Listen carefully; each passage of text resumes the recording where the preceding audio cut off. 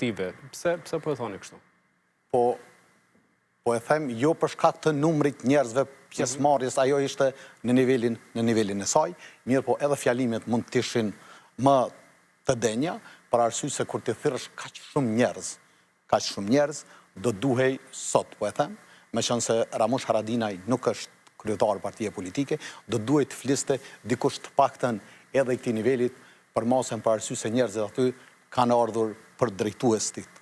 Mirë po në Kosovë, njëri nga drejtuesit e ushtrisë lirimtare është Ramush Haradinaj. Pra, Ramush Haradinaj do duhet mbante fjalim, shkak që e ka kalu një proces gjyqësor, është ish drejtuesi i UÇK-s, edhe ka peshë publike. Padyshim që ka peshë publike, në fund të ditës, protesta që mbojmë dhe shfaqja e mbështetjes, apo e pakënaqësisë me procesin gjyqësor, nuk ka efekt në vendimarrjen e gjykatës.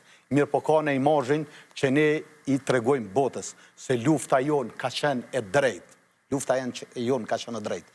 Mirë po ajo çka është shumë më e rëndësishme, drejtuesit e ushtrisë lirimtare nuk kanë pasur asnjë pretendim dhe veçmas nuk është ndërmarrë asnjë veprim që bie ndesh me rregullat dhe me konventat e luftës. Dhe kushdo që thotë të kundërtën është gënjeshtar dhe ka qëllime armiqësore në raport me historinë, me të vërtetën tonë historike dhe me luftën tonë. Për arsye se ushtria lirimtare e Kosovës ka luftu veç për liri dhe në asnjë moment saj nuk ka pas qëllim të shënjestroj civilit, mirë po ka pas veç një qëllim, që ne të jemi kombilir dhe këtë e kanë dëshmuar edhe me rastin e shpalljes dhe pavarësisë dhe të drejtave që kanë qenë të gatshme t'u japin komunitete të tjera në Republikën e Kosovës, që i kanë më të avancuar në krejt Evropë. Për arsye se këta njerëz e kanë ditur çka është thjesht kombi shtypur